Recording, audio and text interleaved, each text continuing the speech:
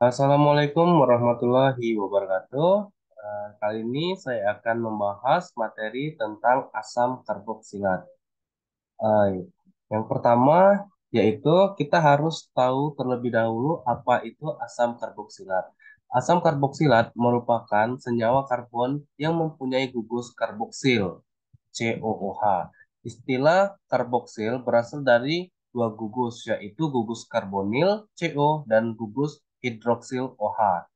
Asam karboksilat merupakan turunan dari alkana, di mana sebuah atom H dari alkana diganti gugus COOH. Rumus umum dari asam karboksilat adalah RCOOH atau CnH2nO2. Selanjutnya yaitu penamaan asam karboksilat. Asam karboksilat menurut IUPAC untuk asam karboksilat tercantum di bawah ini sebagai berikut. Jika rantai alifatik hanya mengandung satu gugus karboksil, maka karboksilat selalu diberi nomor satu. Ketika rantai alifatik mengandung lebih dari satu gugus karboksil, jumlah total atom karbon dihitung dan jumlah gugus karboksil diwakili oleh angka Yunani seperti di, tri, dan lain-lain. Asam karboksilat diberi nama dengan menambahkan awalan dan akhiran pada rantai alkil induknya. Seperti pada awalan itu selalu menambahkan asam dan akhirannya itu selalu ditambahkan dengan NOAT. Nah, nama asam karboksilat atau karboksi juga dapat diberi untuk substituen karboksil pada rantai karbon. Nah, berikut merupakan tabel penamaan asam karboksil yang tidak bercabang. Dari 1 sampai 10 ada asam metanoat, ada asam etanoat, ada asam propanoat, asam butanoat, sampai asam dekanoat. Selanjutnya yaitu ada asam format atau metanoat. Asam format atau dikenal dengan asam metanoat merupakan turunan pertama dari asam karboksilat. Mempunyai rumus molekul HCOOH. Yang kedua yaitu asam asetat atau etanoat.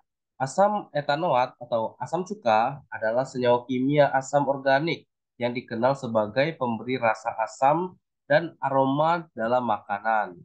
Yang ketiga yaitu asam propionat. Asam propionat merupakan asam karboksilat yang digunakan sebagai pengawet pada makanan ternak atau biji-bijian. Yang keempat yaitu asam butirat. Asam butirat merupakan asam lemak yang ada dalam bentuk ester lemak hewan. Nah, berikut merupakan eh, gugus fungsi dari asam asam karboksilat. Yang pertama ada asam format yang merupakan turunan pertama dengan eh, dengan rumus COOH. COOH. Terus ada asam asetat dengan rumus CH3COOH, ada asam propionat, dan juga ada asam butirat dengan CH3C22COOH. Terus di sini ada tabel yang berikut merupakan tabel dari asam karboksilat. Di sini ada nama-nama senyawanya, terus ada struktur kimia.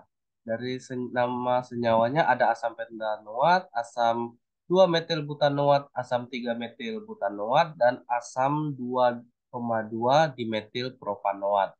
Di sini ada strukturnya ada tiga, yaitu ada struktur Lewis, struktur termampatkan, dan struktur rangka karbon. Berikut ini adalah struktur-struktur dari nama senyawa tersebut.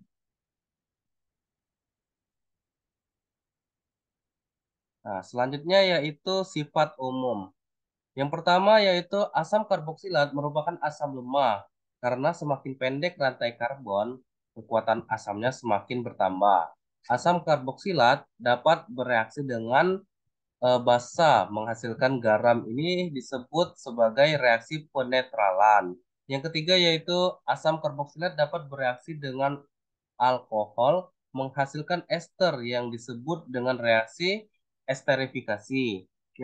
Yang keempat yaitu dapat membentuk ikatan hidrogen dengan air sehingga mempunyai titik didih tinggi.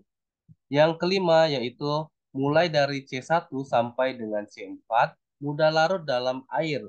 Makin panjang rantai C, maka semakin sukar larutan tersebut larut dalam air. Yang terakhir yaitu adanya cabang yang akan mempengaruhi derajat keasaman. Cabang alkil mengurangi keasaman sedangkan cabangnya atom-atom halogen akan menambah keasaman. Selanjutnya yaitu ada sifat fisika dan sifat kimia. Di sini sih saya akan membahas sifat fisika terlebih dahulu. Yang pertama yaitu ada kelarutan. Nah, kelarutannya yaitu sama dengan alkohol. Asam dengan jumlah C1 sampai 4 larut dalam air. Nah, selanjutnya yaitu asam dengan jumlah C sama dengan 5 sukar dalam air. Asam dengan jumlah C lebih dari 6 itu tidak akan larut dalam air. Larut dalam pelarut organik seperti ester, alkohol, dan benzen. Kelarutan asam karboksilat dalam air menurun seiring meningkatnya berat molekul. Titik didih dan lelenya tinggi sebab antar molekulnya ada ikatan hidrogen. Selanjutnya yaitu ada sifat fisika, sifat kimia. Jika suatu asam alkanoat direaksikan dengan basa, maka atom H dari gugus karboksil mudah disubstitusi oleh atom logam sehingga terbentuk garam. Apabila suatu asam alkanoat bereaksi dengan suatu alkohol, maka pengaruh asam sulfat pekat sebagai pengikat air atom H dari gugus COOH diganti dengan gugus alkil sehingga terbentuk suatu ester ini yang disebut sebagai reaksi esterifikasi. Jika suatu asam alkanoat direaksikan dengan fosfor, halogen lidah, gugus OH dari COOH diganti dengan atom halogen. Selanjutnya yaitu pembuatan asam karboksilat. Di sini ada 4, yaitu ada oksidasi alkohol primer, yang kedua yaitu karbonasi pereaksi Grignard, yang ketiga yaitu oksidasi alkali benzen, yang keempat yaitu hidrolisis asam nitrit. Asam karboksilat bereaksi dengan alkohol akan membentuk ester. Reaksi ini disebut sebagai esterifikasi. Selanjutnya yaitu kegunaan dan manfaat sehari-hari dari asam karboksilat. Yang pertama dari bidang kedokteran, asam ascorbat yang digunakan sebagai suatu suplemen vitamin C. Yang kedua yaitu dari bidang makanan dan minuman, asam asetat atau asam etanoat yang dikenal dengan asam cuka digunakan sebagai pengawet makanan dan penambah rasa pada makanan seperti bakso dan soto. Yang ketiga, dari bidang industri. Asam formiat digunakan dalam industri tekstil.